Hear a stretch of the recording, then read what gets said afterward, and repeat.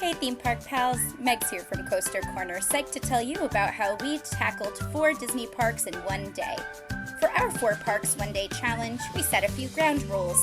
We wanted to take at least one character pick, ride at least one ride, and eat at least one snack in each park that we visited. Before we get started, check out our sponsors on Instagram, Meg and Olina Travel and Aurelia Explores. For more amazing theme park and travel content, head over to our website, coastercorner.blog. Heading into our 4 parks one day challenge, there were several factors that helped us be successful and have fun while we did it. 1. Megs is a travel agent and a Disney pro. 2. We are pass holders, which makes park hopping easy. It also means we are very comfortable with Disney transportation and have solid mental maps of the parks. We have a lot of practice navigating the My Disney Experience app, which makes everything easier in Disney.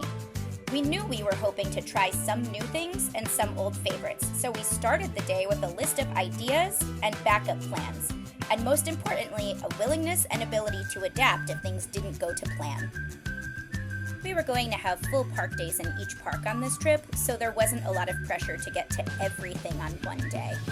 As a bonus, Aurelia was hoping to find Kevin in Disney's Animal Kingdom, and Megs was hoping to try a few snacks that come highly recommended by travel colleagues that she hadn't had an opportunity to try yet.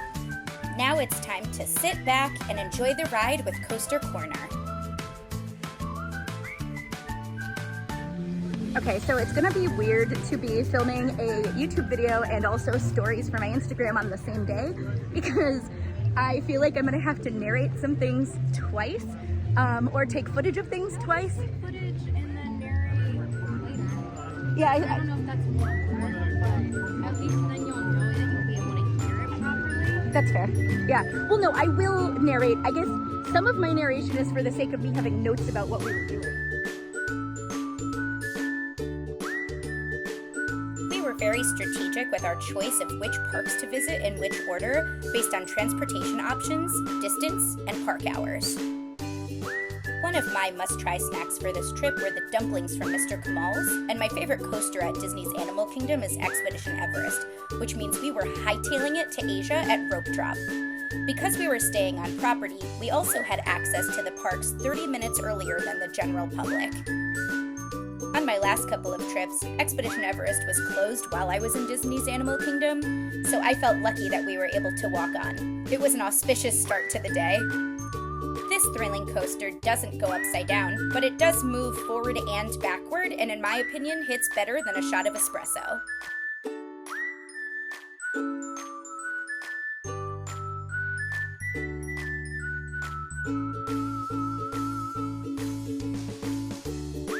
Did you know that they brought in real cryptozoology experts to advise on the Yeti Museum in the queue? Comment down below and tell me if you're Team Everest or Team Matterhorn. With such convenient proximity to Mr. Kamal's, it was easy to grab my long-awaited dumplings. While we snacked, we sat and we looked at the Tree of Life from a gorgeous outdoor seating area behind Mr. Kamal's. For those of you wondering, the fries were nothing special, but the dumplings are definitely recommended. I am so glad that I finally made it over there to try them because my friend Dara has been recommending them to me for years, and it's about time. Now fed and watered, Aurelia and I made our way to Dinoland USA to look for our friends Chip and Dale. We only have one official stop left at Disney's Animal Kingdom, but I also had my fingers crossed that we'd find Kevin for Aurelia. The My Disney Experience app lists character meeting times and locations, but those things are always subject to change and weather dependent. Kevin can typically be found on Discovery Island, and her character attendants are usually dressed like wilderness explorers, which makes her a little bit easier to spot. Please keep in mind that if you see kiddos dressed as baby Kevins, you may not get a lot of attention from her because she will be doting over her very cute babies. After this, it was time for us to head out to our next stop. The most logical next stop in our day was Hollywood Studios, and from Disney's Animal Kingdom, there was a free bus for park hopping. On the way to the buses and to the parking lot at Animal Kingdom, there's also a Joffrey's location, and I highly recommend grabbing a coffee if you're in for a long day of park hopping.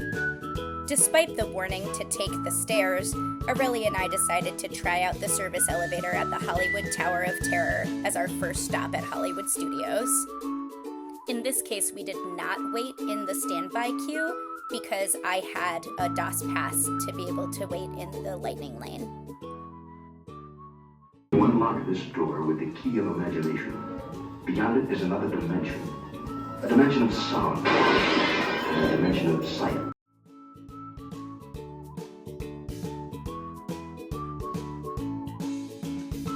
This is one of my favorite rides at Hollywood Studios, so it was an easy choice. As luck would have it, we were seated in the front row, and the algorithm gave us a nice long ride with lots of drops.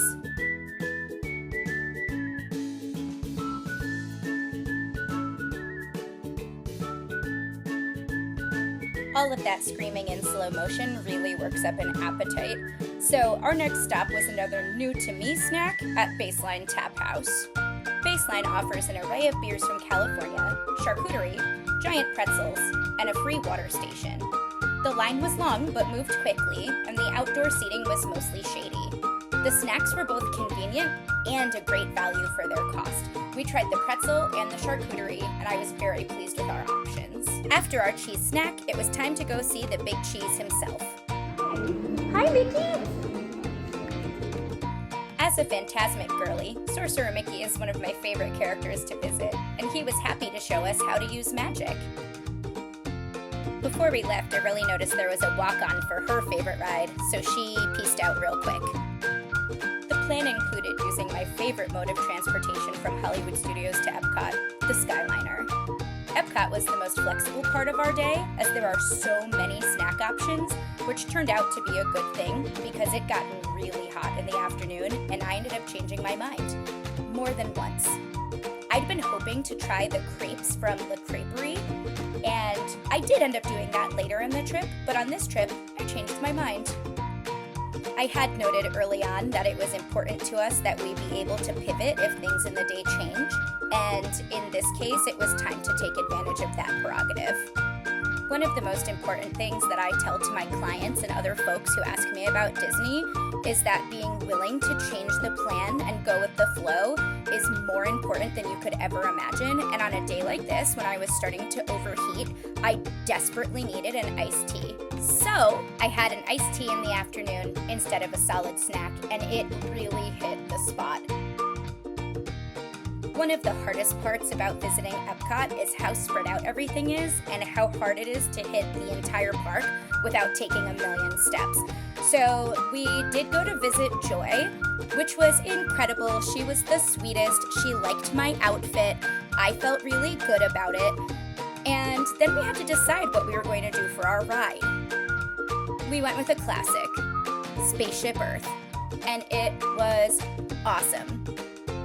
By awesome, I mostly mean nostalgic and air-conditioned, but sometimes in the afternoon at Disney, that's what I'm looking for. Since we'd already hit 3 out of 4 parks, I decided that this was the time for us to take advantage of more different Disney transportation. So we took the monorail to the Ticket and Transportation Center, and then we took the ferry boat to Magic Kingdom. I love the anticipation that you get while crossing the lagoon and seeing the different parts of Magic Kingdom like Spaceship Earth and Cinderella Castle appearing ahead of you. It's also really cool that the watercraft folks end up telling you stories or fun facts while you cross the lagoon. Since I'd skipped having a solid snack at Epcot, I was starving by the time we got to Magic Kingdom, and I went over to Sleepy Hollow to get the now deceased Nutella waffle.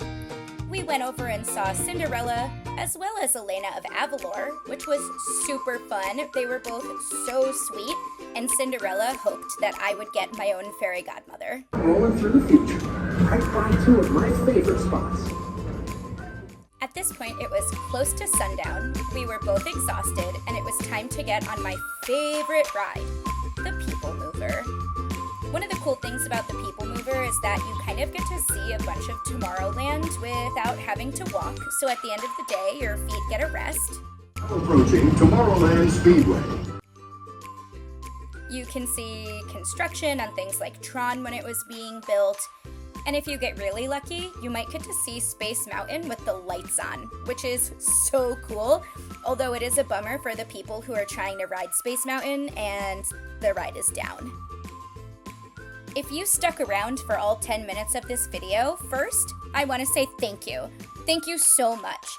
For takeaways, check the beginning of the video where I listed everything out, or reach out to Megan Olina Travel to help you plan. We were so excited to have hit our goal, and if you want to see more content like this, please help us out by liking, subscribing, sharing with your friends, and let us know in the comments if you want to see other videos like this.